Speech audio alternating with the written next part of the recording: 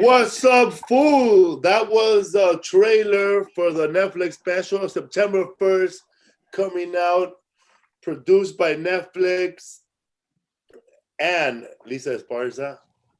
Yeah, man. What up, everybody? Rodrigo Torres in the house. Got a fresh ass haircut. James over there with another fresh fucking vest. Another perfectly ruined Pendleton. It's a Laker flannel. He liked that Willie Barcena look. Oh. Shout out to Willie Barcena. Shout out to Joe Diaz. I think he's down to the last episode, moving back to the East Coast. Martin Rizzo, 3-year anniversary with his lady. They're at Harrah's Rincon Casino. They did comedy there before COVID-19. A lot of places did comedy before COVID-19. A lot of places are closing, bro. Like places you never thought would close. Like massage parlors. Like the lady had to really come out dressed like Darth Vader to give you a massage, bro. What's up, everybody? With no further ado, we got H-Town Finest and the second finalist of the best Latino comedian of LA. This guy right here, man, we go way, way back. Like this guy was funny from the moment I saw him. Hilarious since day one. Cool as hell. I mean, man, we've done shows dating back all the way to 98 to like 2003 when him and I, we did that show and with Paul Rodriguez and War, right? Yeah. And War, 17,000 people, bro. And I can't believe that I didn't even know they were taping that shit. But it was all good. Gilbert Escobar was there. And then we did another show in Sacramento with Willie Barcena and Manny Maldonado. And Marilyn Martinez, right? Was it Marilyn there? Yeah. But yeah, man. Ladies and gentlemen, Juan Villareal, ladies and gentlemen. Funniest out of Texas. I've worked with all the greats that I work with now, like Dion Hughley, Mike Epps, Bruce. Like when they were they needed a funny Mexican, all they knew was Juan Villareal. Because that fool was BET's finest. I did BET 2 times. And I did it when we did it we recorded it at the Normandy Casino. But you did it before that, huh? No, we did it. My first taping was at the Normandy Casino. I did it in 92. The first time I filmed it was 92. 92? Damn. Nah, you didn't.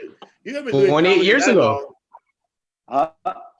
That's like 28 years, bro. Now something like that. 28 years ago, yeah. When did you start? Yeah. I started in May of 92. Wow. Yeah. It took me 8 months to get on. I thought you started like 94 or 95 or 96. I started in 92, in May of 92, and then I auditioned for Anthony Brown, Steve Harvey, and they had a club called the Hip Hop Comedy Stops. That was before Just Joking in Houston. Yeah. And, that's when all the greats could go through there, man. Like, Paul Mooney and Michael Collier and Arnett J. And it was just awesome, man. And that's where I grew up. And they had auditions for BET. And they saw a little Mexican go up there in front of a black club and kill it. And they loved it, bro. They're like, oh, it's diversity. And to them, like, BET loved it. Yeah. Because you know what, dude? Houston had a lot of comedians that were funny and they only picked me that year thing. They only picked me they only picked me or something like that. So I was like, wow. But then later on, everybody do it. Terry Grove, Dave Boston, all the comics started doing it. But it was kind of weird. Like, it's like they needed a Mexican and get him. For real, I did it 11 times, bro. I did it 11 times. I'm the only one who done it 11 times. Juan Villareal not lying, bro. There was a lot of comics in Houston, bro. Not just him. There was Eddie Cruz, and that's his name, right? Ed Cruz. Eddie Cruz. And there was fucking all the white guys from the Laugh Stop. They're still waiting for that big break. That's so cool. You never were like, when you started off doing stand-up comedy, after you did that spot, what was your big break, like BET? Because I know you worked with Carlos Mencia in the beginning or in the middle of your career. No, like in the very beginning. Like I did BET in October, and then I filmed Local Slam, I believe, in February, the following year. With that was HBO, right? But that was garbage, Felipe. I was cussing, and I had a terrible set. I said "fucking motherfucker" like 80 times, dude. That's crazy. You know what? They pumped me up. They pumped me up. Like they were saying, like, man, nobody's cussing. Everybody's trying to be clean, and I had to follow. I had to follow Chris Fonseca, and I went up there. I overdid it. Dude, I was too young, bro. Not even a year in the game and already on HBO. You know what I mean? I heard that Chris Fonseca got a standing ovation and left his wheelchair up there. Nah, man. Carlos rolled him away and then got a mop and just started mopping. He was making fun of him like he was drooling, and he got a mop and started mopping the stage. Because he was slobbering and shit. Yeah. For anybody but out there, he got a standing no, bro. He did get a standing ovation. For anyone out there who doesn't know, Local Slam was a show that was a follow-up to HBO Def Jam, and it was produced by Nelly Galan and Paul Rodriguez, and I think probably Jeff Valdez maybe, and they booked that show at the Comedy Store. I remember I was a young comic, and I was passing by, bro. And I was there for the open mic, but they were doing auditions somewhere at the big main room, I guess. But I didn't know nothing. And I remember Freddie Soto said, "Oh, man, they're auditioning, man, for some show." He goes, "Man, you should be auditioning." Are you auditioning? No. So we didn't know nothing about that show. But is it true that right before you went up on stage, they tell you, say motherfucker, say fuck you, say a lot of times? Who? Right before you went on stage, is it true that the producers were telling you to curse more? No, on BET, they would tell you. I'm talking about Local Slam. Oh, yeah, dude. They were telling you right before you went up, say motherfucker, say a bunch of dick jokes, do something nasty. They said, nobody's being dirty. Fuck, this is Local Slam. Everybody's being clean. This is not and it's Comedy HBO, Central. huh?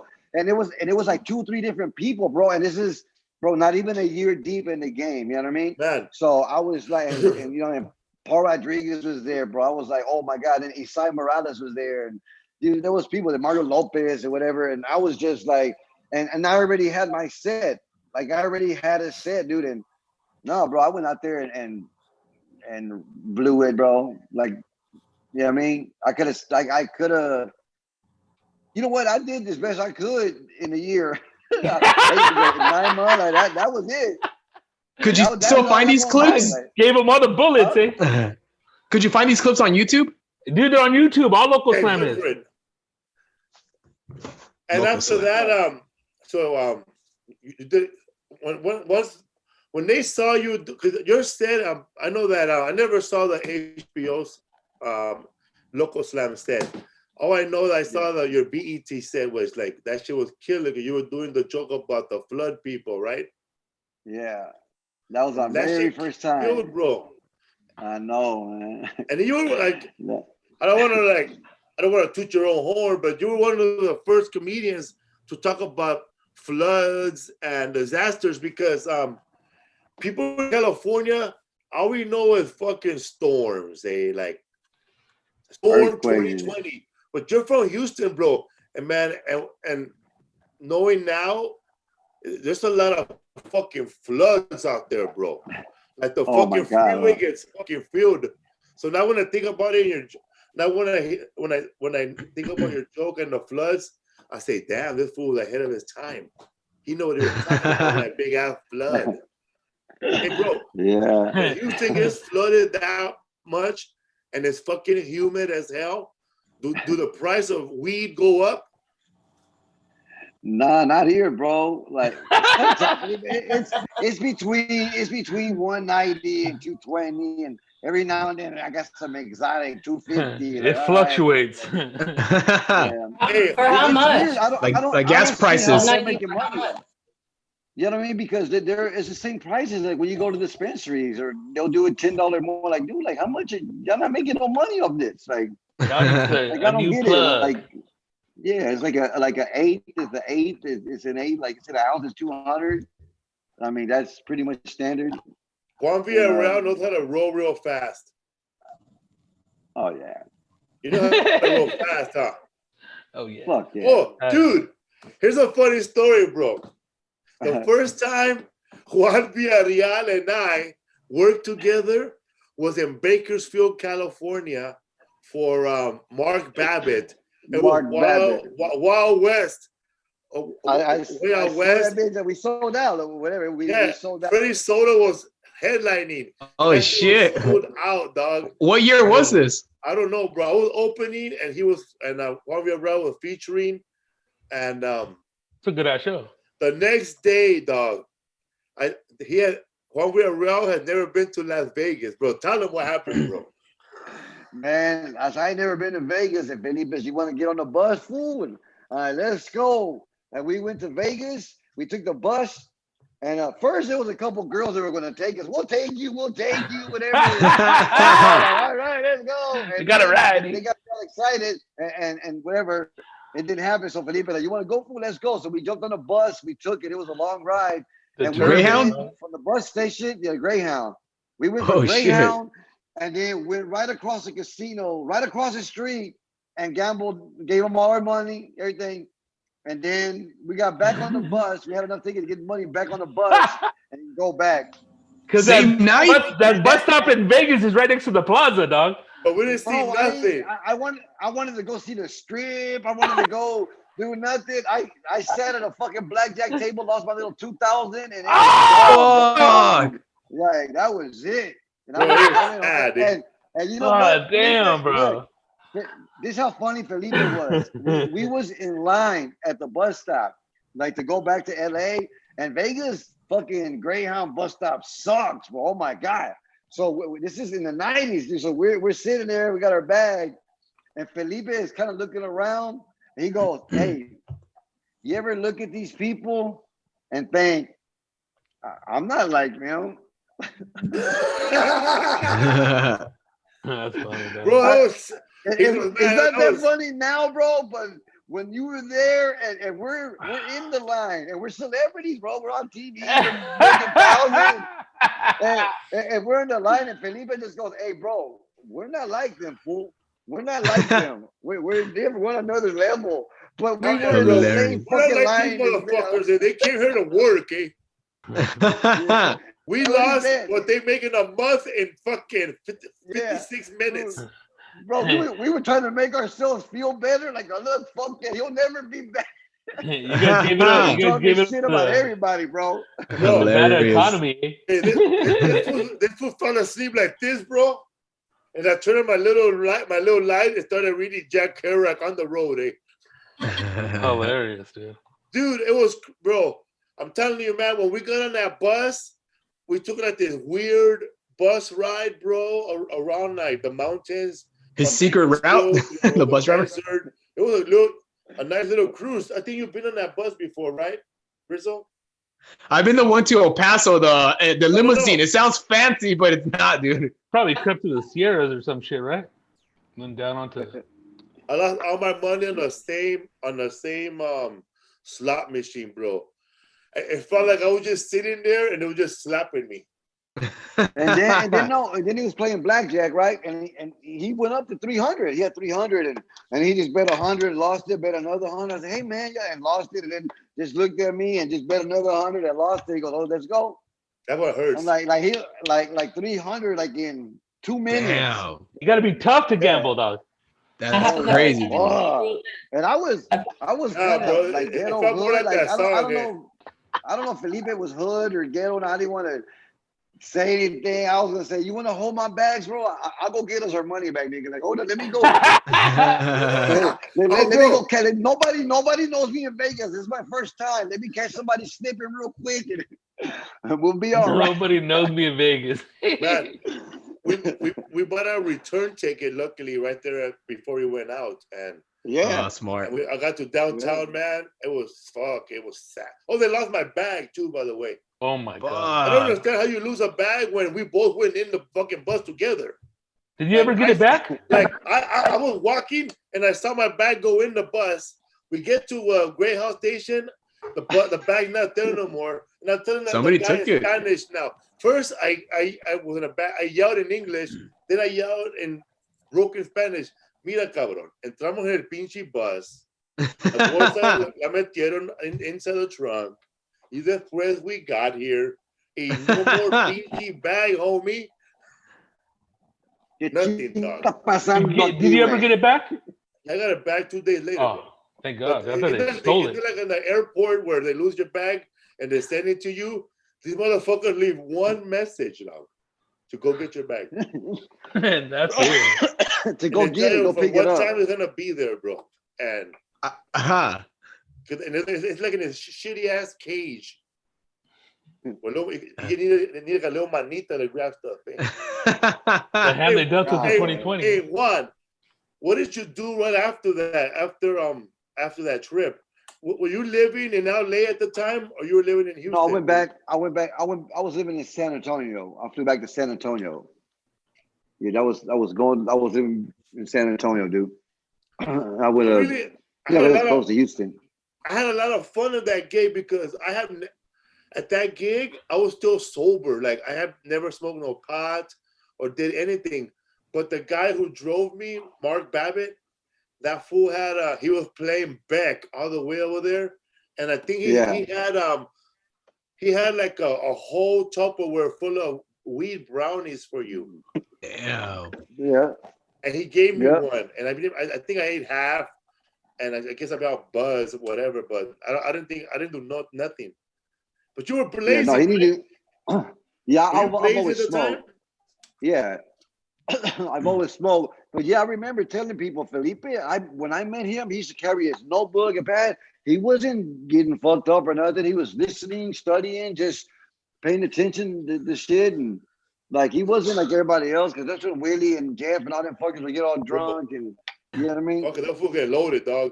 Bro, I was clean cut, bro. I was clean cut like fucking when Loma first started, bro. When Carlos Loma, comedian from Pomona, that fool used to have clean cut, bro. Ex-Marine, whatever. The little Richie Valens. Get the little satchel all the time, you know? But then hanging out with Willie and shit. But yeah, man, that's how I was, bro. Clean cut, dog. But then back, shit got crazy. No, because he did, and you know what? I would say, "Come on, smoke one." He would just look at me like, damn, like I feel beneath you. I feel bad that I smoke. And then you're acting like one of those fools in that line, dog. We had a show in Sacramento with DK Wilson, and that's when Willie I think went up and fucked it up, brought the wrong drink. It was a different tour. I think it was tequila, and it was Crown Royal. And he went on stage, tequila shots, and the backstage went crazy. Everybody backstage, fucking get them off stage. They canceled the tour right there, bro. We had like a 30-city run, and they just said, "Yeah, fuck that." Damn, they pulled the plug. But at that time, fucking Felipe just went, "What's up? What we gonna do, fool?" I'm like what? What's up? I'm like, "Oh, you smoke now?" "I smoke. I do everything." Every fucking thing, bro. Shit. Weed, cocaine, heroin. Like, I was like, what the fuck? Like, I didn't even know this dude all of a sudden. Yeah, but in 2001, 2002, you came out to LA with your manager, and we met you up at the Rumba Room, and we hooked you up with the sack because you guys didn't have any smoke. Yep. I remember that, bro. That was you, bro? Yeah, dog. The Room. Yep. Right there in Universal City, dog. Yes. Yeah, bro. Because even when I first met Felipe, I came up to him with a joint. Hey, you want to smoke? I don't smoke, dog. I was like, oh, I'm sorry, dude. I was like, suspect me like that. I had a big ass joint, dog. And then I was like, all right, cool. And then like 3 months later, what's up, dog? I know. When I first met Rodrigo, I'm like, why are you doing this, dude? And he said, I'm expanding my mind. That's what he did. I'm expanding my mind. The first time I met Rodrigo, that fool wearing some big ass fucking dad jeans, eh? And some fucking work boots. And jeans. And a nice little jacket. On a motorcycle. Dickies or something. Rebel. White line and a helmet, bro. I said, this motherfucker look like that fucking like that actor like in that Vigilante movie, the Exterminator, eh? It's so stupid, dog. I say, there's too many hot boxes with a helmet, eh? I don't use that, dog. And that's when Willie did that. You know who did the worst pothead? That fool, dog. Stage of all time. Willie? It's like, with his parted hair in the middle, remember? It comes from like the movie The Stone, like the typical stoner from the 60s, dog. The guy that smokes reefer. Because he's not a stoner, right? Nah. No. Never trust it, ever. He fake smoked it around me one time. El Capitan on YouTube asked if Willie ever got beat up by anybody. Does anybody know? Now, if it happened before I met him. Did Adam Hunter actually get one in? I heard that he did. He fucked him up. Punched him? Yeah. Punched him. We gotta get Adam on to tell that story. We had him on, didn't we? No, not yet. Oh. No, Adam Hunter. They punched Willie or what? Willie tried to come at him first. Wow. It was a what do you call it? I heard he wasn't even looking. It was at the haha. He's like MMA. Yeah, and he fucked him up. And wow. But I want to hear his story, so we'll have him on. And Willie DUI. Yeah. Man. Have you ever done any crazy shows with Willie besides the one when you lost the tour? No, not really, bro. How did you? When was the first time you met him? I went to LA and I went to the Laugh Factory. Gilbert Esquivel got me on stage, and he goes, "Hey man, this is Willie Barcena."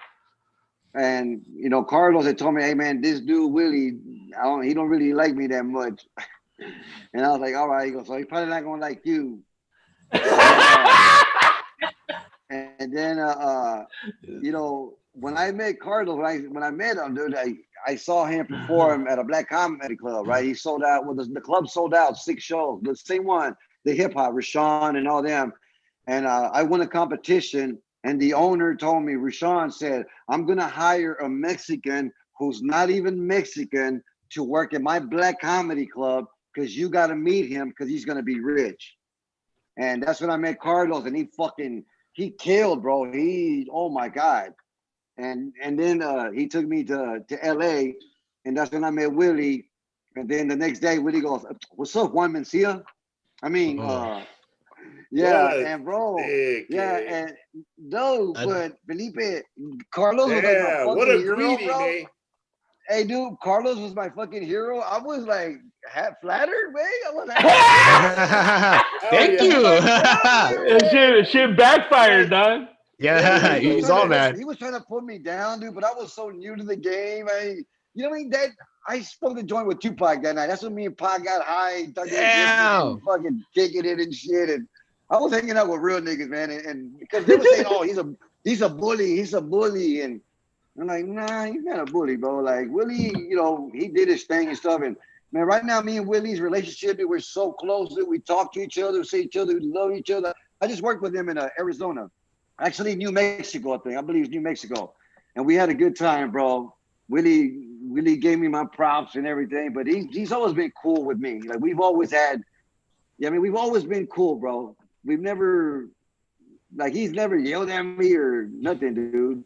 One time he got mad at me, but Gilbert fixed that shit right away. And that was it. But Willie was buzzing. He apologized, and he didn't even know what happened. So I'm like, don't worry about it, bro. We're good. I was working in Cantina, so I dealt with drunks all the time. Don't worry about it, bro. You're good. Like Willie Barcena told me the best story about Carlos Mencia when they were doing that show on Pomona Road right there by Atlantic. I forget the name of the club. Tequilas. Original, right? Yeah, Tequilas, where all those bikers used to be at. Rudy's Bar and Grill? Yeah, somewhere on Pomona Road. And I guess the comedians were messing with some guy in the front. And then that guy finally got mad. So every comedian that went up after that, he was going like this and Randy sheen his pistol at them. Whoa. Like, you're gonna mess with me, man. And then Carlos Mencia goes up there. And he does the same thing with Carlos Mencia, and Mencia tell him, "What the fuck you gonna do, you fucking stupid idiot? You're gonna shoot somebody here in front of fucking everybody, in front of all these witnesses? You have enough bullets for everybody, you fucking piece of shit?" The crowd died, dog. Wow. That's balls right there. Bro. Hell yeah. Hell yeah, dude. That's what a dumbass, bro, showing the gun like that. You're going like this, man, all night. What happened, Lisa? I told you about the Laugh Factory that one night. I was working there, and that was years ago, 2007, 2006. And some guy, veterano guy in his Pendleton, he was dressed up for the night, and he was heckling or he was talking, and Dane Cook was on stage, and he said, "Shut the fuck up," to this guy. But he was with friends and family, and he stood up in the audience and lifted his shirt up and showed his. And Dane, when he got off, he went like up the back way to the office to wait it out because the guy was like waiting for him in the parking lot and stuff. He was pissed because he got embarrassed in his family, and he was mad. Damn. I was at the Laugh Factory. I live in Texas, though. Everybody got guns. I was coming into the Laugh Factory to do my. I was coming into the Laugh Factory to do my little set at midnight, and the 10:30 show was like still going on. It was like 11, and they throw out this thug, right? This little young thug, bro, bald-headed fool with a white T-shirt and khakis and like a regular jacket. They're throwing him and his lady out, and his family following behind. And they already kicked him out, but you got to give it to this waitress from the Laugh Factory. She's a soldier, bro. She's still following him. See if he wants to pay the bill, right? So, and then Brother Woods there, man. Hey, sir, you need to calm down. He goes, "Fuck you, you fucking N-word." And then Brother Woods goes, "Come on, man. My mom is half Spanish." So only the good half. Calming him down, right? He goes, "Come on, son. My mom is half Spanish." Then he said, "Fuck you, pinche maya." Listen, son. I'm half Spanish, you know. Listen to this. She wants you to pay for the bill. He goes, "This fucking bitch thinks I don't want to pay the fucking bill." He lifts his up fucking shirt and takes out a stack of money like this, dog. Whoa. Oh, I ain't kidding you, dog. This fool had a stack of money like that. Fuck, did someone fall down? I was there to pick up my $60 check. So, the first thing that came to my mind was punching him in the fucking face and telling that fucking valet, "Dame las llaves, te doy $1,000 mañana, güey. I'll give you $1,000 tomorrow." And I must have said this out loud when I was thinking about it, because the Dickie Fuller said, "Dog, you really gonna do all this shit?" No. But that fool had a brick of money, dog. Like, yeah, like $60,000 probably. And this fool kept telling when they were kicking him out, "Fuck that puto, eh? I can't fucking defend myself, eh? Fuck that puto, eh? Why even fucking talk to me, Holmes?" You know, like he was like a little 22-year-old bro. Like, I don't know, man. His pride got hurt. He had a chick, bro, that he had hickeys from 2 different guys, dog.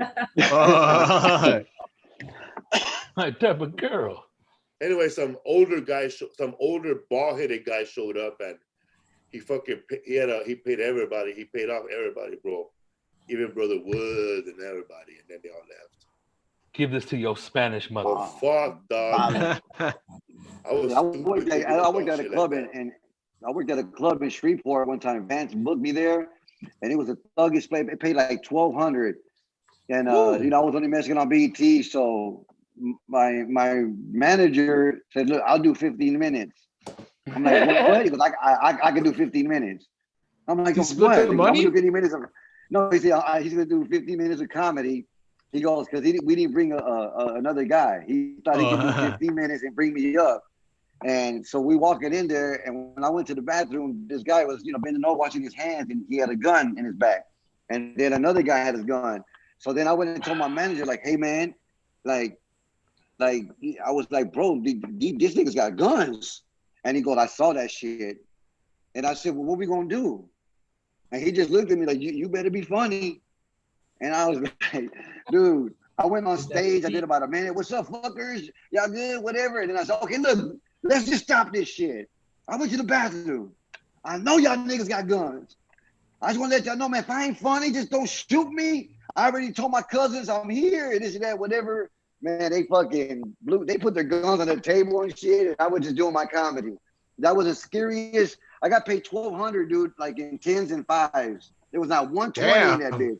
That was straight dime and nickel weed money. That was just straight. It was like, "Hold on, man, we got another 400 coming for you." It took about an hour for them to pay me, bro. That was a ghetto ass club. That was when I'm thinking, okay, they're gonna shoot us for real. I was the only Mexican there. There was no Mexicans in there. It was just you and your chance. That was scary. Huh? Wild West stuff, dude. I was like, God damn, dude. That reminds me of that time we were hanging out with that comedian Tommy Chun, black African American comedian, and he said that they paid that fool $5,000 in 2 bags. Remember, Rodrigo? All in 5s. All in 5s, bro. And one. They give that fool 2 bags, all in 5s. They have money signs. I felt like these fools fucked up a bank robbery and just stole 5s. Imagine all the bricks had $5 in them. For real, though. Yeah, stacks of 5s. That'll suck, dude. Yeah, funny. All these Abes. Hey, Felipe, remember? Hey, Felipe, remember when you were in Houston, bro? I think you were working with Jeff Garcia, and y'all kicked in the wrong door. Did that ever happen? Yeah, it really happened, bro. Yeah, I think Jeff told me that. Yeah, that. We fucking kicked that guy down. No, it was embarrassing, bro. We shouldn't be alive. I should have told that story on This Is Not Happening. But yeah, man, I can't. I was not even on drugs, bro. I just know I had some brand new Levi's I was trying to stretch out. Let's tell it together, Doc. And that fool said, "We lost the key to the comedy condo for just joking." And he, on the way back, he said, "Just kick the door down like Tubbs, like Miami Vice." So I kicked the door exactly like I seen on TV. Like, right, you gotta kick it like right under the doorknob, bro. Like a bounty hunter, eh? And then that shit came down. And what shoes were you wearing, bro? Little white Yosemite Sam showed up. Some fucking little redneck dude with Winnie chokers, bro. What the hell is going on here? Man, but you gotta give it to the devil, bro. Jeff, he must have broke into a lot of houses to know what to say to him, bro, because I was not even there, bro. That fool just told him that straight up. Like, he must have dealt with a lot of white people. He said, "Listen, man, call the police. Let them know what happened. You know, tell them what happened. Tell them these 2 guys broke down your house because they came to the wrong house." He goes, "Man, what are you guys doing? Break down every door till you get to your house?" And I said, "Man," and I always trip out when people introduce themselves. I guess only comedians say that. Listen, so we're comedians. Like that. This part of the, is this a sketch? Where's the cameras? Nobody else says that, right? Nobody says your profession, bro. No. That helps you anything, dude. Weed, you could be I've been in hotels at the Four Seasons where it's like, I want to smoke, but it's like, "Hey, bro, look, I'm a comedian. I just want to smoke a joint, man. We're gonna that comedian shit gets you out of a lot of stuff. It gets you out of a lot of stuff. Comedians hanging around from the road, eh? We just got back, eh? You can't say I'm a Verizon worker. I'm just smoking weed out here. Yeah. Put your hand behind your back, scumbag. You gotta show your maintenance. You gotta show the police your flyers from the last police show you did. Eh? Yeah. Hey, Felipe, you know, in the 90s, Felipe, I had a blue warrant, and I didn't know that because, you know, I stole a car in 92, and it was Grand Theft Auto. And they gave me 10 years deferred adjudicated. But I didn't, you know, violate anything. I would just miss meetings because I was traveling. I was on tour and stuff, and I was missing the meetings, bro. But when they would ask me, I didn't have a license. So when the cops would pull me and my manager over, because we were road dogs, we drove to LA like it wasn't shit, back and forth. And they would stop me, like, you got an ID? I'll pull out a big old flyer. This is me. Bro, it's so stupid, what the fuck is this? I'm like, that's the only thing I got, sir. They fucking jacked me last night. I don't know what's going on. That's a good one, dog. Yeah. Oh my they God. took everything. Were you banned from flying, or you couldn't fly, or you didn't want to fly, or you're afraid of flying? No, I just didn't want to fly. I didn't want to fly, bro. And it was nothing. Like that little drive is 26 hours. It was, dude, it was so nothing to. We played golf. And it'd be like 6 o'clock, and Vance me, you know, hey Juan, tomorrow's Fat Tuesdays. If we leave right now, we'll be in LA at 6 o'clock tomorrow. I'm like, let's go. We go to the clubhouse, shower up, jump in the car. The next day, be at Fat Tuesdays, rocking that bitch. And then, you know, coming back home Wednesday. We go to Venice, maybe Vegas, and then come back home. Like, we were killing those Enterprise cars, dude. when they started unlimited miles, because we would take that fucking car and go 2 or 3 times in 1 week. It was crazy, bro. That reminds me, bro, when him and I did that show in Sacramento, this fool showed up with half of his kids, his manager, and they were all in that big bro, like a real nice white Cadillac with red interior inside. And your older son was a kid, bro. I think he was 17 or 16 years old. And I remember, I don't know what the fuck was I on, but I remember sitting down. You guys were all chilling, and you were doing your thing, rolling it up, and your son was just tripping out on me, man. I must have been too loud or something. But I remember, man, that they ended up taking that show, and we never got paid for that. Yeah, hey, dude, they my boys remember, dude. My son Bubba, he's right here. He's 32. I think he'll be 33. All right, look, come here, man. Let's see it, man. Look. What's up, fool? Yeah. Look, Felipe, check this out, bro. Hey, check this out. He goes, hey, Dad, I remember, man, when I was hanging out with Felipe, when y'all did Que Locos, and we were at the Verizon Theater, and Felipe goes, hey, wait for me, fool. Hold on. I'm going to go suck this girl's chichi. Wait with some random. I was trying to impress a teenager. You gotta get your calcium, man. I'm like 16. He was 16. You just looking at it. How's your day going? Okay, look, Felipe. Hey, mustache bigger than mine, bro. I didn't know. Hey, dude, look, bro. Me and my wife, we've been together 10 years, right? We've been married 3. And she goes, I remember that night. I like, what? Because we brought it up. Both brought it up. He goes, yeah. Because he asked us for a ride home. Like what? Like he wanted a ride home, and he went to go get his bag or something, but the valet came and we left. And then she's got a picture with you, bro, and her son, my stepson, found a picture of me and her fucking like 15 years ago, and Bubba's in it. Like, I didn't even know. Like, you know what I mean? Like, I didn't even know she went to that show or knew who I was or whatever. So we started talking. I'm not like that no more. I don't even remember that, but it sounded like fun. No, that was like 2000, dude, 2001 or something. Look how beautiful Lisa looks. That was like 8. Oh, I know, bro. I love this stuff. My wife is right here. I was like, I know his past. I know. I remember. Lisa's doing the math. I remember you talking about your son. You and your son did turn off your water, and your son know how to turn the water back on with a pliers when he was 6. Fuck yeah, bro. Like, hey, Dad, they turned off the gas. I turn it on. I turn on the pilot light and the heater. We got hot water. We're good, Dad. Hey, Martin. Yes. You don't know this about Juan. Juan used to live with fucking Gracie before fucking Chepo, bro. Oh, dude, I almost became her roommate. That's crazy. Juan being around. So she's had the same house for years in Norwalk. That's right crazy. There. Remember Gracie? Yep. Yeah, man. Martin down here almost lived with her too. The question is, yeah, dude. Her house will be like the comedy condo, but nobody gets gigs. I heard it's haunted, dog.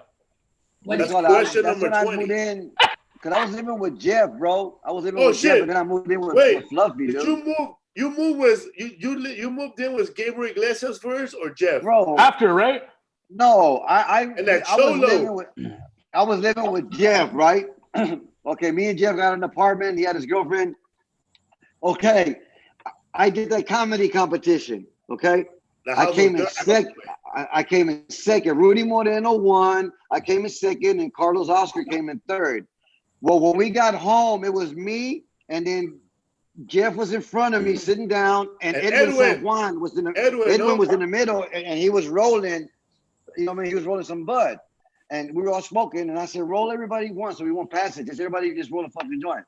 So we were smoking. I got arthritis. and then we called it and Jeff was just looking at me, bro. He got me like, I'm funnier than you.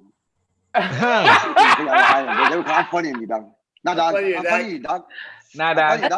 Don't say my name, dog. Don't think you're a bad fucker. And you know, and you know what, dude? Like, I was 29. Oh, my okay, God. Jeff was 19. Wow. So, you know, I already got 5 kids. I've been married. I got divorced now. I'm out there. And, you know, I was thugging, dude. I was going to Compton, hanging out with them niggas and whatever, Long Beach. I still hang out with some of the dudes, like with LA. But it was like, right there, I got fed up. Because he was smoking, and it was on Juan. He goes, and he was telling them, say it, man. Say it, dog. Tell him I'm funny, dog. Oh, my God. And Ed was like, Juan, pobrecito. He just sat there. He's like, man, like both of y'all funny. and right diplomatic, dog. Right there, I just let it go. I was like, I'm funnier than you, bro. I can't do what I do, bro. Like, I came in second, like you didn't. I came in second, motherfucker, not you. You didn't come in second. Like, I'm funny. I said, you can tell him, Edwin. Tell him. Shit. Hello, and Edwin didn't say nothing, dude. The next day, Jeff heard all those messages. ABC, CBS, NBC, The Tonight Show. They all wanted me. That lady that worked at the club goes, Juan, they all want you. I was trying to get home to my ex-wife and kids, bro. Give a fuck about no ABC, no none of that shit. I started crying, and then Fluffy came and picked me up, bro. I was 29 years old, fucking out there, and Fluffy goes, I'm gonna go get you. And he fucking brought me to his apartment. We were eating a burger. He was kind of looking at me, and I was like, what's up, bro? Like, what's going on? And he goes, hey, man, I can't believe you're here. Like, I'm a big fan. And then he fucking pulls out some VHS, bro, where he recorded my BET sets. Like, Fluffy had my fucking BET sets, dude. So that's why I took him to meet Pat Buckles. Pat Buckles didn't even want to meet him, bro. I was like, Pat, there's a little kid. For real, remember? Cute. He's funny, bro. Like, you don't understand. And Felipe, I don't know what's going on. Everybody's got, I blew him up. Bro, I was the one defending him when everybody was saying, we don't need another Pablo Francisco. And I'm saying it in my voice, because if I say it in the voices, if I say it in the voices of the comics, you'll know who said it. But I'm just saying it. I was the one saying, bro, there's enough room. There's enough room. There's enough room. Leave them alone. And I would take them to my black rooms when I was doing those black rooms. And I said, man, give them 5 minutes. Oh, Juan, they want to see you, dog. They don't want to see that. And David will go up there, rock it, and then get booked the next week. So I was the one, but I felt that I left them early, because when I hooked them up with Pat Buckles and they were going to put them on Make Me Land, Okay Locals and all that stuff, Oh shit! Remember that? Make me laugh. Yeah, I feel like I left them because I came. I wanted to be. I did a show with Steve Harvey, and that's when I said, "Hey man, I'll get you an apartment. I got this, whatever." And that's when I left LA because LA was not for me. Like, hey, I mean, well, Pat passed on a few people. She passed on Angela Johnson, didn't she? Yeah, I told her about Angela too. She passed on Angela. Hey, Juan. Hey, Martin. I don't know, Rodrigo, you were there. What's up? So, remember when we were at that club in Whittier? Like, we had a show there, and then it turned into a club. Sage? And I think Carlo Mencia was gonna do his first Tonight Show. And then everybody said, Carlo Mencia is gonna be at Tonight Show 11:30. Remember, I busted up my little ass Watchmen TV, and we watched that shit. At the club. Oh wow! It was me, you, Noe, Edwin, and somebody else. Because I remember the devil found out that we went to the club, and he said, "What's up with the fucking mod squad?" Eh? They went without me. Dang. Hell yeah, that's funny, dude. Hey, Omar. Oh, sorry. Go ahead.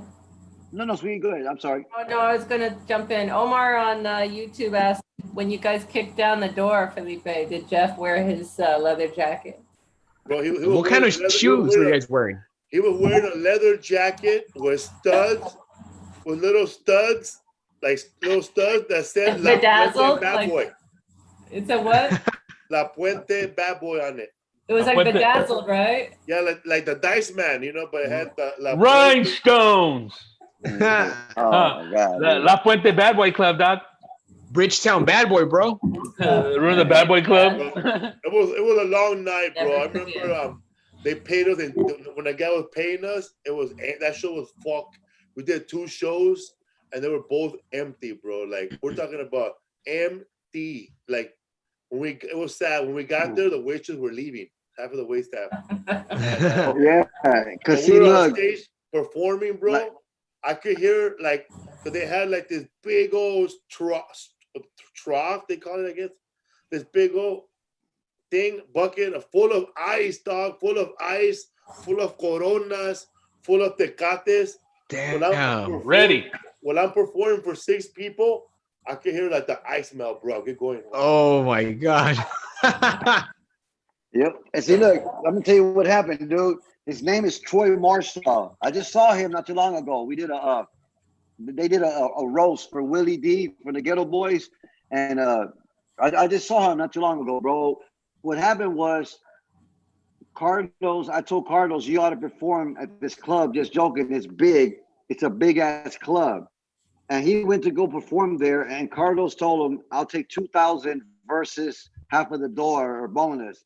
Carlos sold out 6 shows. We had over 3,000 people. And Troy Marshall gave him 2,000. And then Carlos started telling me, bro, if he fucking gives me, I saw a check for 500, that better not be the fucking bonus. And I'm like, I'm not handling that, whatever. Whatever. Look, I didn't know, dude, because he made 60 grand and he only gave him 2,000. And then I had to go tell Mark Babbitt, look, there's a dude named Carlos Mencia. He just sold out a black club. And they made over 60,000. That dude didn't pay him right. He's looking for a spot. So Mark Babbitt called him up and they became friends. And then they started killing and making stupid money, dude. And this was before social media, right? Yeah, way before. 90s, dog. And so flyers, dude, right? Before we had beepers, motherfucker. When I first started doing stand-up comedy, and the first time I went to a punchline, Sacramento Punchline, I worked with Gene Pompa was headlining, and Sully McCullough was featuring, and I was opening.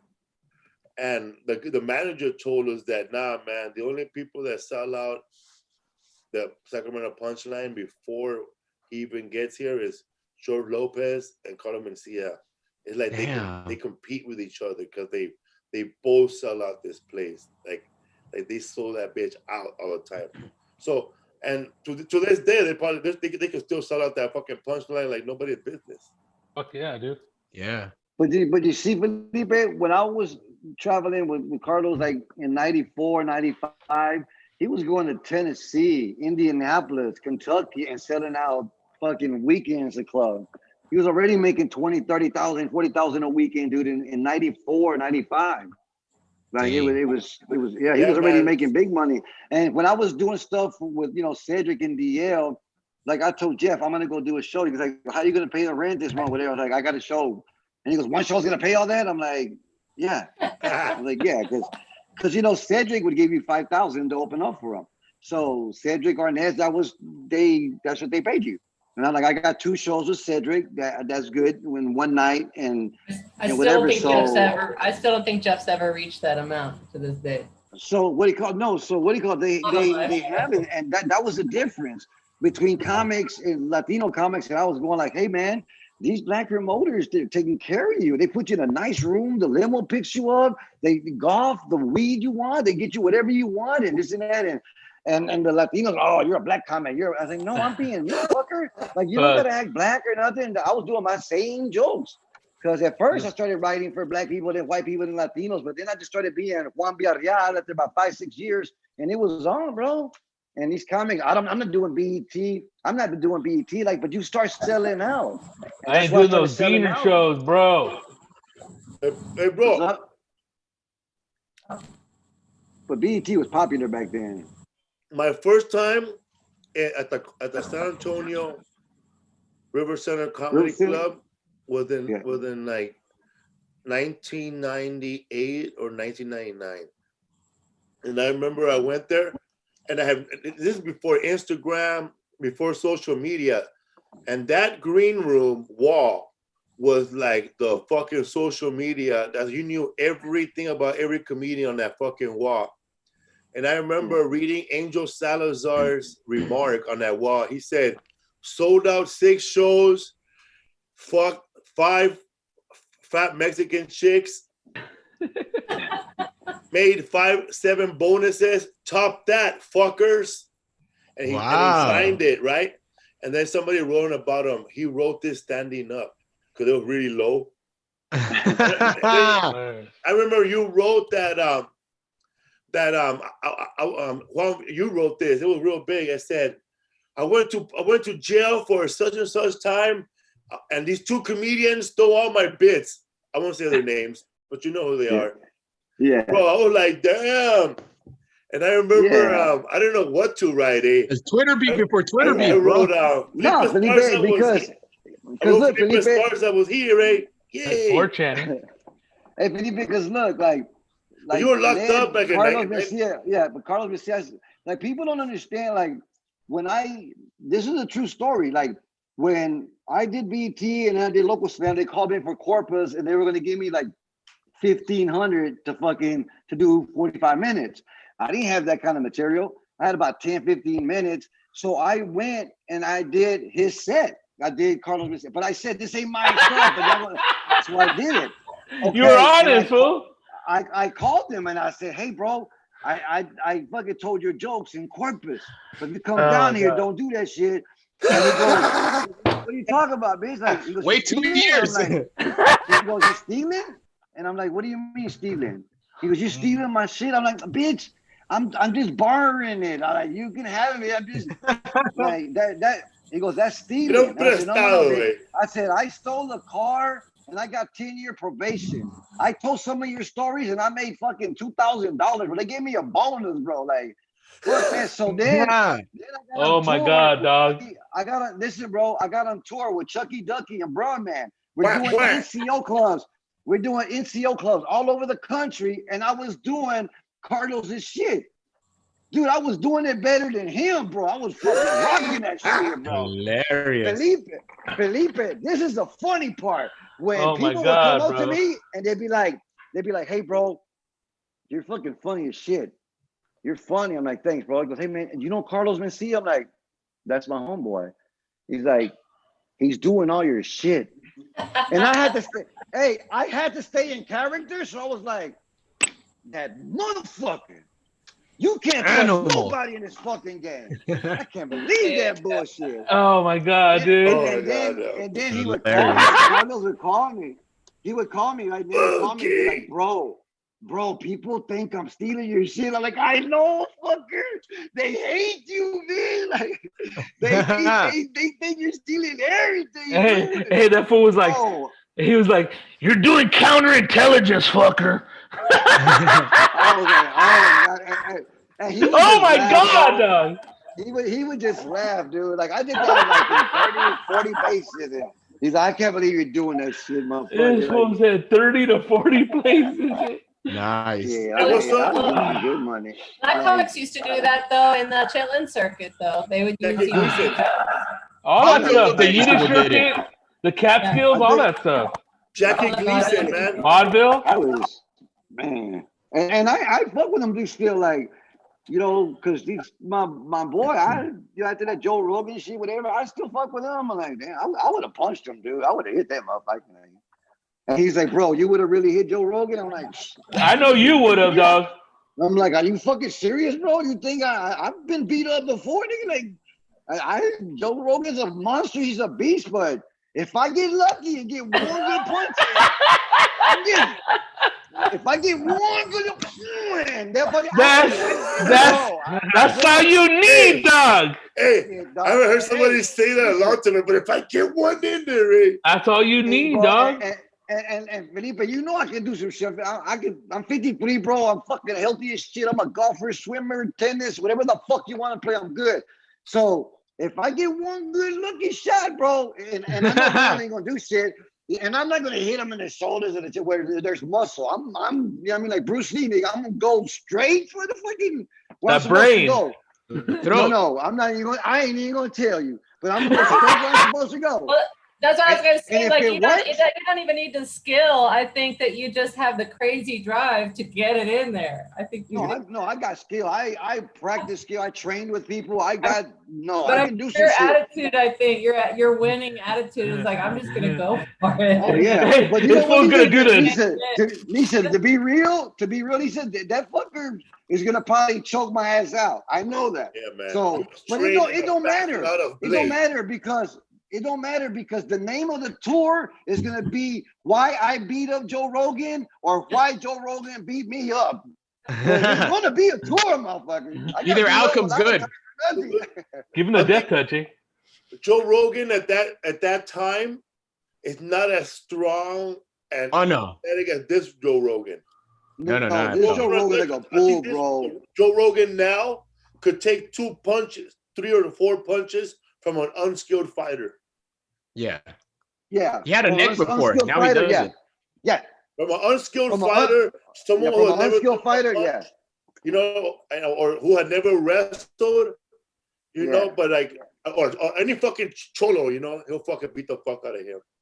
Even the guy who's not a skilled fighter. It's like I think what's his name was talking about the knockaround guys or whatever. Like that 500 club. Is that remember Martin? Were you saying that? What's his name? Rodrigo, what you saying that 500 club, the knockaround guys? No. Is that movie you were talking about? No. Or was there another knockaround guys? Oh, dude, on the last podcast with Vin Diesel. Yeah. That was the knockaround crew or whatever. That's me. That's like 500. That's when you get rid of all the bullshit, all the talking, all the. You know what I mean? You just 500. Like that's. Gotta hit that spot, dog. I ain't too much into that dialogue shit. Like, let's go. If it's gonna happen, let's go. If not, shut the fuck up. But I ain't got. Yeah, that old school movie. Yeah, but I'm 53 now. I'm like, look, you want to smoke a joint and talk about it first?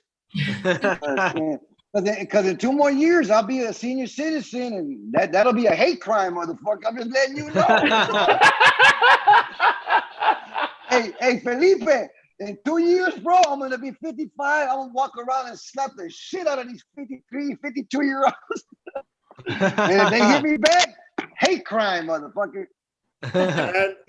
Assault against a senior. You did those jokes. You didn't have enough time. I remember when Joe Diaz did, he come in the phone. Felipe, I was dying. I had to do everybody's joke. Remember when he said that about everybody, Rodrigo? He's all Rudy Moreno, boom, nothing. Rick Ramos, get out of here. Willie Barcena, you're through. Felipe Esparza, no more. He was doing set, bro. He did like Yeah, fuck you and your father. That's what he says, bro. Fuck you and your dad.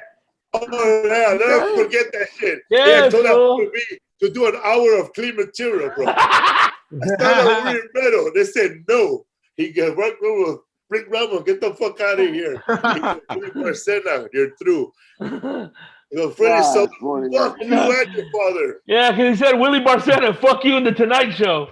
He said, I fucking. And man, and I love it. It's crazy, man, how much I miss them dudes, man. Like I got lucky because I've never really had beef with nobody.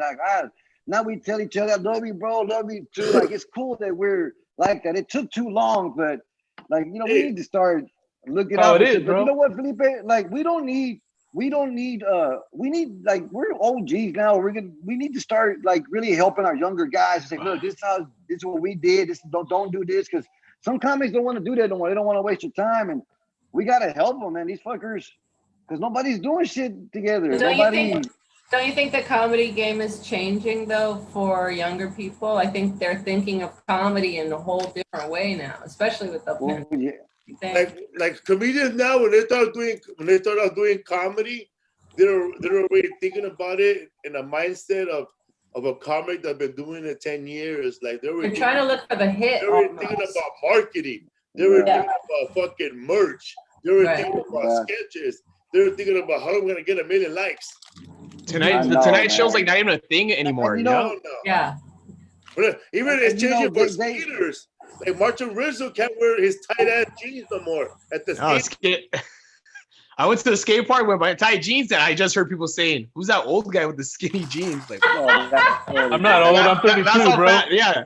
So wearing the baggy pants now. Like, just remember when you were a little kid in elementary school. He has to wear loose pants before he gets over there. Hey, honey, where's my skating pants? I do have skating pants. I have looser pants in my trunk because I'm not gonna go to the skate park with tight pants, bro. When you're a little kid, everybody in their 30s is old, bro. And now you're in your 30s. You're all, I'm still young. You 40. You older. Changes, bro. Hey, like, Felipe, what you were saying, bro. Felipe, what you were saying about the YouTube, the stars, whatever. It's like people keep asking me, like, do you think they're as funny as a comedian? Do you think they'll ever be? I'm like, well, some of them might be as funny as they're going to learn. It's going to take a little while, but it's so much like we had to win people over. Like we had to open up for people that didn't know. Like, y'all ready to go see Cedric the Entertainer in the house? You give it up a one minute. And they would throw me out there. Yeah, so we have to win. We have to win people over, bro. And these fuckers sell out, and it's already their fans. They already fans. Exactly, it's of their fans. Even if they suck, even if they go up there and suck and get no laughs, they're fucking brainless, shitty ass fans still line up around a block to buy that merch, overpriced merch. Yep. Oh yeah. Man, you're right about that, bro. Because let me tell you, man. When I was opening up, I wasn't opening up. I was part of the show. Mike Epps, Love Through Laughter tour. Yep. I worked, urban rooms, whatever, but not at this level, bro. Not no 17,000 people, not no 12,000 people, and I was going up second or third. And let me tell you, man, you gotta be a really, really confident, not just funny comedian, because everybody's funny, but you gotta be in the right mindset. You gotta be confident, because man, Ricky Smiley gets standing ovations with his fucking intros, by the way. While he's hosting. Hosting, dude. Dang, dude. Like, he knows his people, man. Like, he knows his audience. Like, before he brought me up, he went up on stage and started doing that song, "Well, I'm out in the club and you think I'm a bum." I said, and then the crowd went, "I would never rock everybody together, bro. I would never stop. Oh, you think I'm in the club and you think I'm a bum. So I take up my 9. Bro, everybody said when I take out my 9 at the same fucking time. All right, we're going to keep their show going now that you guys are all pumped up. This guy. And I go up there, bro, and I say, man, I got to get him somehow. Play Cypress Hill, Insane in the Membrane, because I already have long hair. So as soon as I go up there, bro, they start feeling my confidence. and I just start out with 3 quick, fast jokes. Boom, do my 20 minutes, and get off. And then, then Bruce goes up. I mean, he goes up there, man. He has his own video, to his own intro, his own video. Like Mike, wow, like a wrestler. Host some more gets off the stage. Or what do the videos start off with? Are y'all ready? Are y'all ready for the greatest comedian of your generation? Dude, it's fucking tight, dog. The video goes orange. Bruce. And then there's an intro song, like a hip hop. Like a wrestler, bro. It's You've crazy. seen him over 15 BT Comic View appearances. You've seen him on the scene. Dude, it gets like, and it's all, what's up, y'all? And when he gets off the stage, the same video goes up. Y'all been entertained by Bruce. The one of the greatest entertainers in the world. How did you adapt to that? Man. Hey, Man, Juan, Felipe, how did you adapt like to that? Because that shit must have blown you away. Like, God damn, these motherfuckers are killing it. Like, dude, it was so easy for me, Felipe, because I was a Mexican with a bunch of black people. And then I wasn't trying to, like, kiss their ass, like certain comics. I won't say the name. Like, I wish I was black, or I can't say that. I'd be up there like, what's up, niggas? They're fuckers. And, dude, they fucking love me, bro. That's why it's like, I don't talk about other comics. I don't think nobody owes nobody nothing in this game. Nobody owes nobody nothing. Except Mike Robles. But we owe everybody everything. Like, you know, I'm not trying to get too philosophical. It's like George Lopez. George Lopez don't owe me shit. You're not getting philosophical, bro. We had Raymond North on the show. Yeah, but we owe him because he did a lot of shit for Latinos, whatever. So, but look, D.L. Hughley wanted me to be on that Black and Brown tour. And I don't like to say this, but I got to say this already. Like, you know, I was supposed to be on that Black and Brown tour. He goes, Juan, I want you to host that tour. I'm like, are you serious? But it's going to be me, Charlie Murphy. Like, that's my nigga, dude. Mike Epps, Cedric. Hell yeah. And George Lopez. And I was like, oh. And he's like, what? Like, you don't like George Lopez? I'm like, bro, I love George Lopez, but he don't work with Latinos. So D.O. goes, I got this. I'm like, bro, like, I'm telling you, dude. Like, he goes, I got this. then he called me Monday morning, and he says, yeah, Juan, like, George, he said he wants to be the only Brown on the show. And that's what we're going to do, man. And I said, that's cool, D. I love you. Thanks for the love. I'm going to hang out with him this weekend. We're going to play golf with him this weekend, like me and DL. But, bro, like I have never said nothing bad about George. I respect him and everything, but when you start taking money from me now, because I would have made at least 1.2 mil or whatever the fuck, I would have made some good money. Like, but now just because you said no, now I can't do this shit, fucker. Like, come on, bro. Like, I would never take nothing from you, bro. Like, I would never take nothing. Your last name was Juan Mencia or something, bro. Like, I got upset, bro. Like, Corpus Christi. I've never been upset. I love comics, and I don't feel like nobody owes me shit, whatever. But I was so mad, bro. I was like, dude, if I see that motherfucker, I'm gonna. He better say something, or I'm gonna punch him in that one fucking kidney that he's got. Like, I ain't playing with this shit. No, fuck that, dude. I was so mad, bro. I went. Look. DL, Cedric, and fucking Eddie Griffin invited me to that show. Now it's called the Get Down Tour. George Lopez ended up standing by me, and I'm like, "What's up, George?" And he just goes, and just hates me. Like, what did I do to you, motherfucker? Like, what? What did I do? What did I say to you? Like, damn, bro. And I like him. I still watch his TV shows. And that dude had Prince on his show, bro. Like, that's fucking, he had Prince. I don't know, man. I just got mad. And it's like, I lost a lot of fucking money. And I needed it. I just lost my mom and dad. And I needed that fucking tour. And it's like, man, like, I was just going to host it, fucker. So, yeah, dude, I was just gonna host it, huh? I got mad, bro. And I'm pretty sure George Lopez already forgot. He's a changed man. He's a good dude, and you're a good dude. But bro, what's some other rumors that get to LA about you? What do you mean, bro? He doesn't know any rumors. I got rumors. Or you want to hear? You want to start one rumor you heard about Juan, or you want to start off? Go for it, dog. Bro. Oh, that's awesome, bro. I heard the rumor from a promoter that we work with in corporate LA and corporates and blah blah blah. And that guy has worked with Chingo Bling too. He said that you had done it. You were scheduled to, you had double booked yourself for one night at 2 shows, and you were supposed to do another show 2 hours away, and that promoter drove to your first show and made your ass go to the other show to finish off your contract. No. No. Crazy, dog. I said, and I remember the guy telling me, wait a minute. You mean to tell me that they went to over there and kidnapped a comedian to go perform somewhere other show? Then I said, wait a minute, man. There's probably a Juan Villareal in Mexico that sings probably nautical corridos, and he had owed the cartel probably a fucking. Hey, bro, you put an R in my name. Huh? You put an R in my last name. Add one more R, and it's Juan Villareal y los Pochorros. And that's a crazy, banda. dog.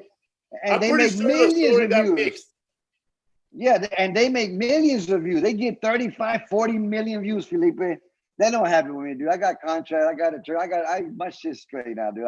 You don't remember the old Juan from like 2000, that, you know what I mean? A lot of things have changed, bro. Like, yeah. And I'm working with Ricky Smiley, Nick, on October the 10th. We're doing this arena, like a drive-in. Everybody's gonna park in their car. They're building a big old stage for us. Oh yeah. Hey, what was it like to work with Chucky Ducky Quack Quack? Man, bro, it was so like, it was electric, dude, because I would go up, they had a great host, I would go up and kill it, and then Bruh Man would go up, and he's got totally different style. He's like, what's up? You know, and then he would rock it, and then Chucky Ducky, they just loved him. Like, they just loved him. And he had the whole fucking crowd going quack, quack, Felipe. The whole crowd, Chucky Ducky, quack, quack, like, he does it out all over the country, bro. He says quack, quack after every punchline, like quack, quack. No, the crowd does. Oh wow. The crowd. He'll just say, he'll do a joke, whatever, they'll laugh. He'll go, oh, Chucky Ducky, quack, quack. Hey, you know who Norm Macdonald is, right? Yeah. You know who his favorite comedian is? No. It's that guy, Hamburger. Oh, for real? Yeah, dog. And I was like, fuck it. That sounds like something Norm Macdonald would probably like. Yeah, his favorite comedian is Hamburger. He passed away, right? Did he pass away? I think he did, like a couple of years ago. He went to Hamburger Haven. In and out heaven. Hey, tell me another rumor, fucker. That was a good one. Is there some like good ones? Tell me some good ones, nigga. When we did fucking what was that show we did in LA by Drew Street? Latino Comedy Jam with Jeff Valdez. DTV. Latino Laugh Festival, the show.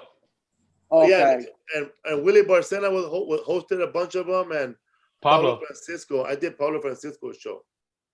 Okay. Yeah, bro, and you showed up, bro, and this is how the rumor started, because you showed up, bro, and you were fucking skinny as fuck, like you were a waist 36. Oh no, dude, I was like a 32. You just came out the pen. You were there with your manager, the one in the Cadillac. You guys drove, bro, like an all-nighter. Yeah. You were like, bro. Like, nah, bro. Juan Villareal's in the back. He's arguing with a producer, bro, because he wants his check right now. He don't want to wait till fucking they mail it to him. And I said, and I remember they telling me the story. Goes, they're gonna mail our checks. Fuck.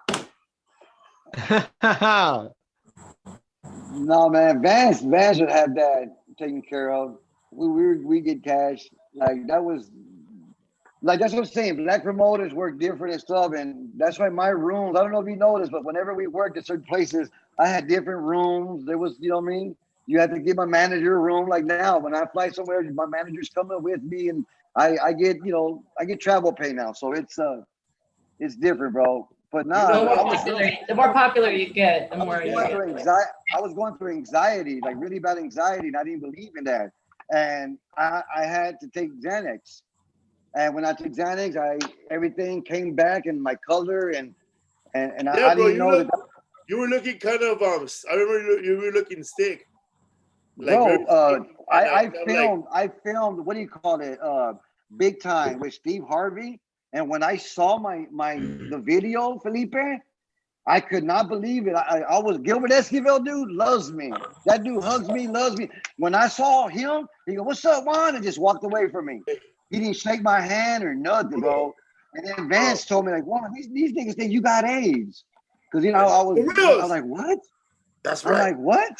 You know, they're trying to steal tools, trying to steal a camera. Yeah, I was like, God damn. I was Gilbert like, Escobar was really cool, bro. Like he found out somehow that I had a gambling problem at the time because I kind of like I didn't do drugs or drink alcohol or smoke pot, but I got hooked on gambling for some reason. I liked it. I like the feeling of losing, eh? Like that feeling I felt in from Bakersfield to Las Vegas, bro. Just sadness.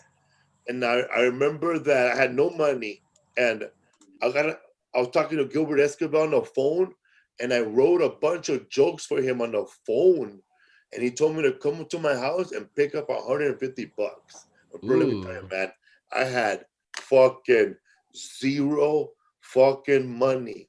And I said, "Can you make it 160? I have no gas money." You know what I mean?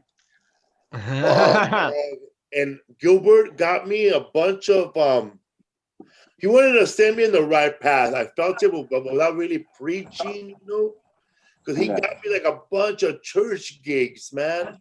And I would just felt so bad because I would leave those church gigs to the fucking dope man, bro, to get fucked up. But hey, shout out to Gilbert Escobar. Eh? Hell yeah, dude. Love that guy. Oh, dude. Oh, man. This is so fucked up. I remember I did a gig at one of those churches that Gilbert Escobar hooked up. And, man, everything along the way of this show was telling me, don't get fucking fucked up. Don't get fucked up. They even prayed for me, bro, before the show. And then, dude, I had all planned out. I was going to get my homie to pick me up. We're going to get fucked up. Man, these dudes drove me, bro. And I had to sit with them in the car, and we talked about God. And then when we got out the car, they got out again and prayed for me, bro. Damn. And let me tell you, man, none of that shit worked, dog. I had to wait for 3 days. But yeah, man, like there's so many chances for a person to change, you know, like you just gotta see them when they come. And man, hopefully if you have a friend, you know, that could just lead you and tell you, hey man, you're fucking up. Because when I was gambling real bad, remember that comedian from New York, Frank Carrasquillo? Frankie C. That fool came up to me with a present, dog. And I thought, I thought it was like a present. But nah, man, that fool gave me the blue book for Gambling Anonymous. Like it wasn't about like Alcoholics Anonymous when you hear stories about Bill. These stories were all about gamblers, bro. Like these stories were fucked up. But still, I was like, fuck yeah, I'm not like these losers. But anyway. The casino. We're not like these other people.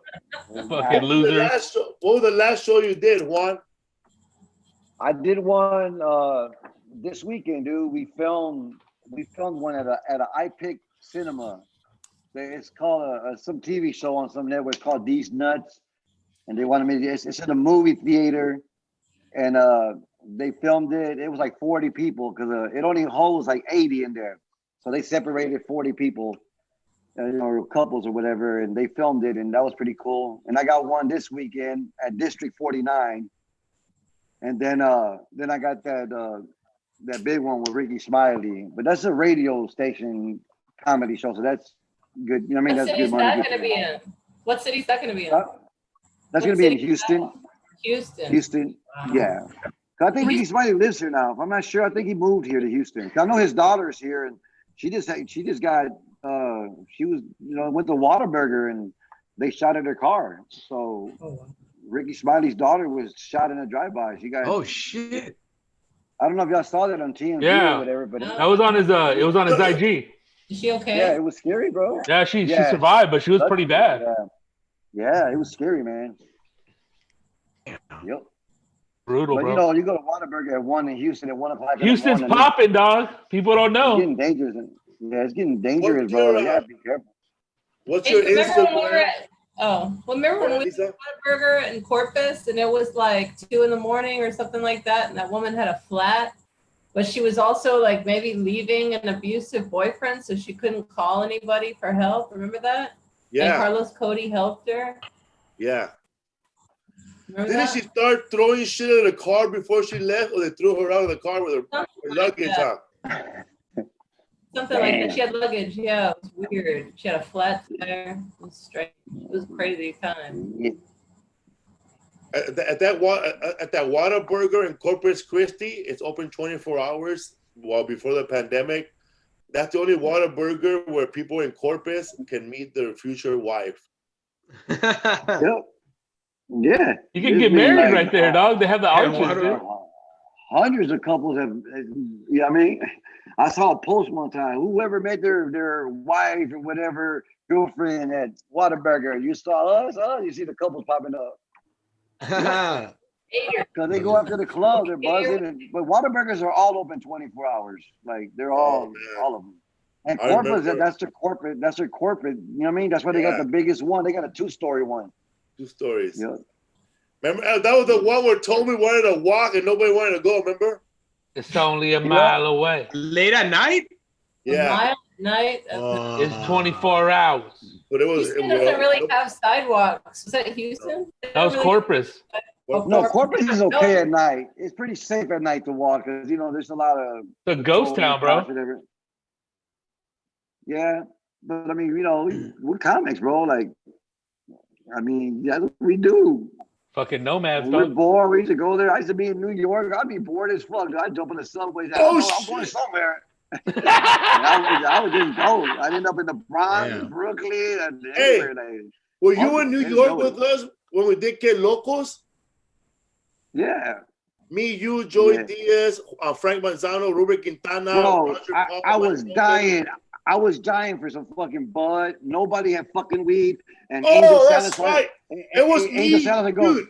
Hey, Juan. Yeah, it was me, you, and Joe Diaz in the fucking taxi, and then we all went different ways. And Joe Diaz said, "I'm gonna find Bud at this Greyhound station," and you left with him. Yes. And never told us again. Mate, I told my son that, and he got us some chocolate tie. I've never smelled chocolate weed. I'm like, what's that? I got some juice of fucking, because he goes, come on, Juan, let's go right now. And Joey Diaz loves me, but come on, man. Because Angel Salazar goes, hey, Carlos Mencia. He called me that when I was walking in the club. I'm like, what the fuck? I remember that. Oh, I'm sorry. Like, I remember that night because it was like 90, 97, 98. It was the first Get Loco to New York. And we were all eating Chinese food together, like the young comic. Me, Angel Salazar said this funny thing about stealing jokes. He said, I don't know why I'm hanging around with you young comics. I should be inside that comedy club writing jokes from people who have TV credits. And he said, I don't understand. I am sober right now. I've been sober for 2 weeks. Everybody wants to do drugs. I don't know where to get it no more.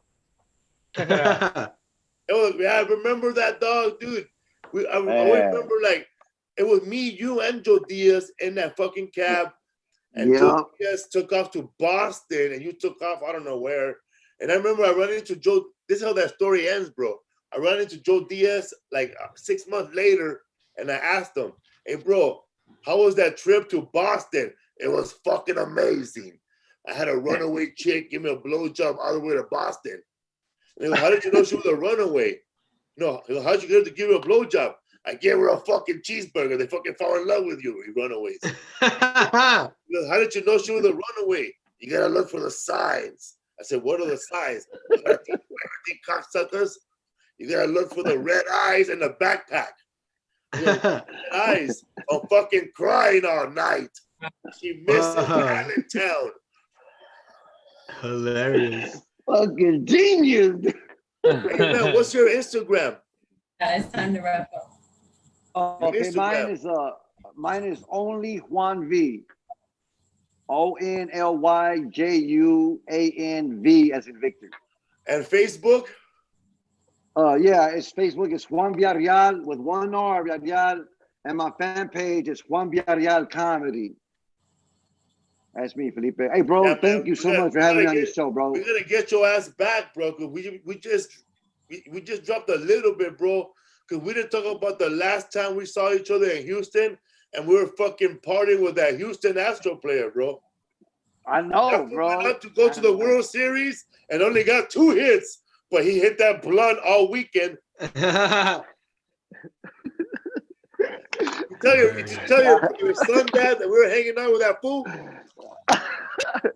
Don't tell that story. I'm not gonna say his name though, because don't put him on blast. I'm not gonna put him on blast. we got pictures, way. Oh, I didn't get a picture. I'm sad. Well, thank you very much, James Callahan over there on the Wheels of Steel over there. You're special, bro. All the way from fucking Slaughter Live. They just did the album. The album is about to pop out. There might be a fucking release party somewhere around Zoom where Zoom parties live. Oh, September 1st, the 2 specials are dropping on Netflix. Go check that out. Yeah, trailer's out. Torres, what you got? Yo, Juan Villareal, it's a pleasure to have you on the podcast, dude. I really respect you, your comedy. I like the fact that you're still doing it. You're still at it. You're with your family, and everything's even looking good for the better, dog. And much respect to you and a big ass hug. Next time I see you out here, we'll blaze a fat ass one, dog. Fuck yeah, bro. Thanks for the love, man. Thank you, bro. Is your dog still going after your underwear? No, they're good. But hey, man, if somebody needs a ride, hit me up because you're gonna cancel a Lyft on Friday, so I'll do a personal rides. Yeah, get out there. Also, what about Uber? Uber too? They're not gonna. Uber and Lyft. They're gonna end on. They're gonna end. Why? They want to make because a judge wants to make us into employees, but we want to stay independent contractors. They don't want to. Yeah. So it's all going to end. Unionized, and they won't make any money, dog. Yeah. They're trying to. There's a new proposition coming up soon, though, for the November. 22. So what's happening? It's like maybe it's not going to happen because a lot of people rely on Lyft and Uber to get to work. People need to go to the hospital. Yeah. A lot of people are going to be out of jobs. So like if this happens, people can't wait till November to vote. You know, so it's like vote yes on 22 if we want to stay independent contractors because it's gonna. Yeah. Hey, is that nationwide or what? California. Oh, in our state right here. Yeah, it's a new state law about employment, gig workers. Shout out to Keith Manning and Theo Taylor from Houston. Those motherfuckers. They're the one that took to Holmes Road. My play cousin. Like a comedian that passed away named Touche. Yeah. Yeah. And you know what, dude? I got a picture with him, Orlando, and Edward, another Latino comedian, and we're taking pictures. And in that picture, Felipe, I'll see if I find it. I'll send it to you. He's got his eyes closed, bro. Whoa. Like his eyes are closed. Like, yeah. And he was so healthy. He was, you know what I mean? He was in shape. He was healthy, bro. And yeah. Also, I was gonna add. Oh, if you guys can check out the Los Podcasters del Norte in Spanish, a podcast with me and Rizzo. Yeah, man. New episode. Yeah, man. Also, man, I'm probably gonna have my grand show because I'm learning how to play piano now. So. Oh hell yeah! Mozart, raza. Hey, no. Oh, sorry. No, I'm gonna say that show you're hosting, Felipe. Yeah. The virtual show? El Patio Tecate. Say it, tell them. El Patio Tecate it's a Tecate virtual event this Friday. You go to tecatebeer.com/El Patio Tecate, and Felipe is hosting the night. It's a bunch of DJs and bands, right? Like for a couple hours. And I can't see that, James. Oh, no. Not really. It's gonna be virtual, man. I'm gonna be interviewing all kinds of bands. I'm gonna be talking to artists. I already took my COVID-19 test again. I think this time they tickled my nose. There's no audience live there, but you can watch from your home. Same shit, dude. Sorry. Oh yeah. Oh yeah. That's the flag. Barely. I wanted to give that's a 5 p.m. Pacific. So and we're probably gonna, ladies and gentlemen, if you guys liked the Church of What's Happening, well, we're gonna move into that studio. Maybe we might. Oh yeah, taking over the time slot. We're gonna look at it this weekend. Shout out to Mexican Ways, Jairo and his two homies. Brian. I did a video with them last Sunday, and I did their Mexican Ways podcast. So go check out their podcast. Spill the beans. Spilling the beans. Spilling the Beans podcast. Yeah.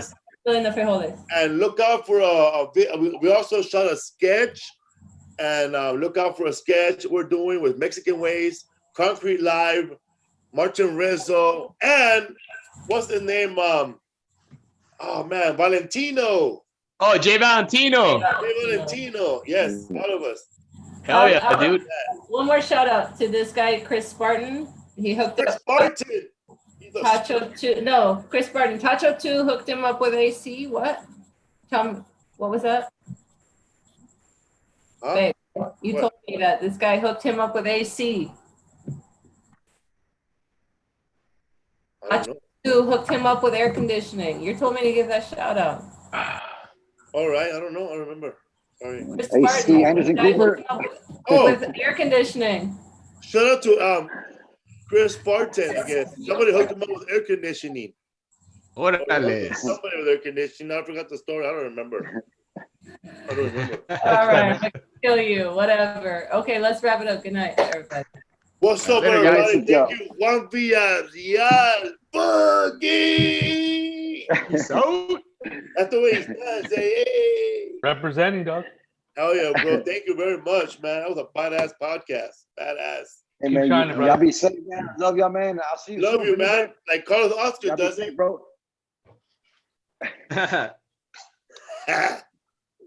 Let me hit the garbage can. All right, fuckers. Later, dog. later. This